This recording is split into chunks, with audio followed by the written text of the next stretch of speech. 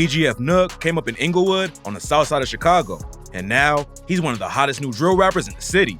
From slinging candy in the streets to his own mom getting in the shootouts with the ops, this is the wild story of PGF Nook. Nook's dad was in and out of jail when he was a kid, so he was raised by a single mom in Inglewood. Nook told 16 Shot 'em Visuals that they would get their gas and electricity shut off at home, so he spent a lot of time running around the hood getting in trouble. His mom claims GD, so Nook got away with a lot growing up. He saw dudes in his hood hustling and making money, so he hopped off the porch at 10 years old and started robbing people. There was a time when he stole his cousin's burner, then his cousin came to his crib and held Nook and his homies hostage till he gave up the gun. Nook's cousin wasn't really tripping about it though, and ended up coming back later and giving him another gun. When he was in the 5th grade, Nook moved from Inglewood to Motown. Moving to a different hood can come with a lot of problems, but luckily, Nook's homie Huncho already stayed over there. They linked up at school, then Huncho introduced Nook to his boy Psycho. Psycho and Nook got close, and the three of them started OTM, aka Only the Members. Nook caught a lot of fades after moving to Motown, since he was the new guy, and that's one of the reasons OTM was started. Nook and his homies ain't want to inherit anyone else's beat, so they created their own clique so they could move how they wanted to. OTM had their own movement going, but then in 2017, Psycho was tragically murdered while playing basketball. On August 16, 2017, Psycho was hooping at Bradley Park. At around 4:30, a car pulled up, and a 25-year-old named Toro Recius Berry walked up and popped Psycho in the head. Psycho fell to the ground, and Berry stood over him and let off more shots before running away. Psycho played ball in school too, and his coach told the Chicago Tribune, this kid was good. He loved his parents loved him, everybody loved him. It's a shame that good kids like him are the ones getting killed. What makes the situation even more tragic is that Psycho wasn't even from the area. He lived in O-Block, but he hooped at Bradley Park because he thought it was safer. After he died, OTM became Psycho Gang family, and that's when Nook started going by PGF Nook. Psycho's death had a heavy impact on Nook. It pushed him deeper into the streets, and Nook eventually got booked on an armed robbery charge. But Psycho was also the one who got him into music, and after he died, Nook decided to hop in the booth too. A lot of street rappers go straight to YouTube and start dropping videos, but Nook wanted to build up his fan base first. He told Adam22 during a No Jumper interview that he was rapping on Facebook for a year before he ever released a video. He dropped the track Hand Duce, which blew up on Facebook. In an interview with Audio Mac, Nook said, I went viral on Facebook rapping that song just with my homie recording me. And then I was like, I gotta shoot a video.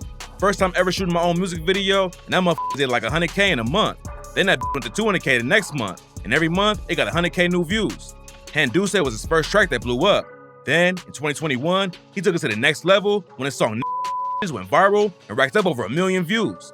Then, a few months later, he dropped his breakout hit, What Up? The track has millions of plays, and the remix with Polo G has even more than the OG version. Nook and Polo are actually cousins through marriage, and Nook told Audio Mac, Polo really locked in with his city. When it comes down to really working with people that's upcoming, he always in the city doing it. I just started DMing him and shit, but he would never DM me back. Then his birthday comes, and he on IG Live, drunk as hell, playing my song. Linking up with Polo was huge for Nook's career, but he already had connections in the industry since he came up in the streets. He told Audio Mac, I've known Lil Durk my whole life. I've been knowing G Herbo. Chief Keef was at my crib before he got on. I really be in the street. That's why it was so easy for me to get as big as I am now. I got real hood connections with people.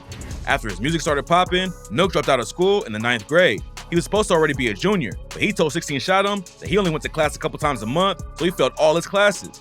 He ain't like showing up to school with people acting like fans, so Nook just completely stopped going. A lot of rappers start making music to get fans, but Nook says it was all about making money at first, and he didn't even care about having fans. Nook and his brother PGF Tavo went on No Jumper and talked about how they don't send direct shots at people on their tracks, but that don't mean Nook don't have beef with other rappers. When 16 Shot 'em interviewed him back in March, Nook called out Quando Rondo's homie Lil Tim for getting 10K for a feature. He said, I just saw the other day Lil Tim look goofy ass talking about some 10K feature. You hurting, fo. I was charging that already. Quando jumped in and defended his homie and told Nook on his IG story, boy, you broke as hell, and we up. Come get your hat back, boy.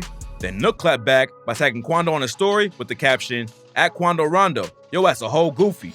Nobody knows exactly why Nook went at 10, but he turned up the heat and wrote, I'll smoke @Quando Rondo on low. Lil Tim died too. He already got a bag on his shit, I might come get it. After Nook started talking about the bag on Tim's head, people online started calling him out for dry snitching. Back when Von was killed in 2020, rumors started flying that Lil Durk put a mill on Tim's head. There's no evidence to prove that's true, but Nook definitely added fuel to the fire, and some people clowned him for airing out street business on social media. Even though Nook was sending death threats, Lil Tim don't seem too pressed about the situation. He did an interview with Future's TV back in May and said, like, why you want to though? Like, you ain't You don't even know it. To my goofy, like. The beef cooled down after that, but now Nook is coming for Lil Jay, aka the Chirac Wolverine. Jay got out of prison back in April after serving 7 years on a murder charge. After he was released, he hopped right back in the booth and started dropping new tracks. His first comeback song, First Day Clout, racked up over 2 million views on YouTube. And a lot of fans say he's the hottest artist in Chicago right now. Fans were also comparing Lil Jay and Nook, but Nook wasn't with all that. He up on IG and wrote, on low, "Stop comparing me to Lil Jay. Ain't nobody bumping dude music in the city. I ain't never heard it." Jay clapped back on IG Live and said, Who the f comparing dude to me? What he with this one? Only be my son or something, man. Stop that shit. I don't even know you. Shorty, get my motherfucking name out your mouth, homie. For I'm the real GOAT, you a shorty, man. He also tagged Nook in the caption and said, "Laugh my ass off. You can't compare to me, shorty. I'm a Chirac legend. Cloud up, son, at PGF Nook. Must be mad to get more views than him, with no major or minor features." Nook responded on IG and wrote, "I'm the hottest in the city right now. You can't compare me to rumors. Y'all know I'm stamped in this industry. Ain't no BS behind my name. Hashtag switch music." Nook allegedly went after Jay because he's Durk's op, but Nook is also beefing with his own people too. A few months ago, Nook posted a video on his IG story with his homie BG Lil Pat knocked out in the passenger seat of his whip. Pat was off the Zans, so Nook started slapping him in the face with a bunch of cash. When Pat finally woke up, Nook yelled, What you doing, bro? What? Stop going to sleep. We in the trenches. We at a G station. Anything can happen. Stop tweaking. Wake up. Lil Pat posted a screenshot of the video on a story with the caption, "On my son, I love you. Love you, keep me on point." It looked like it was all good between them, but apparently there was more going on behind the scenes. Back in May, Pat hopped on IG Live and told Nook to stop playing on his baby mama. He said, "When I see you, just be ready. On Davion Davis, I'm blasting your ass. And you better be with your homies when I see you, because I'm taking you watching it on my son, nigga." Nook also made a lot of people in Chicago mad when a video started going around where he allegedly dissed FBG Duck. King Yella posted a clip from Nook's Facebook Live where he said, Y'all ass in the streets doing dumb shit, jamming guns. Come on, that's probably why Duck ass died. He brought him a brand new Glock with a switch on the trigger. Then Yella called out Nook in another video and said, "That shit lame as hell. Y'all niggas doing anything. You playing. You a kid.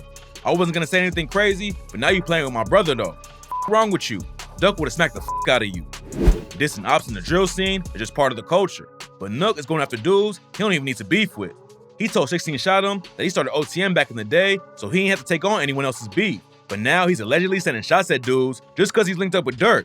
If Nook keeps his head down and focuses on the music, he could be the next Chicago drill rapper to break out. Dissing ops can get you some clout and more views, but it can also get you killed in a wild city like Chicago. So hopefully, he leaves the streets behind and makes it out of the city, because he definitely has what it takes to really blow up in the industry.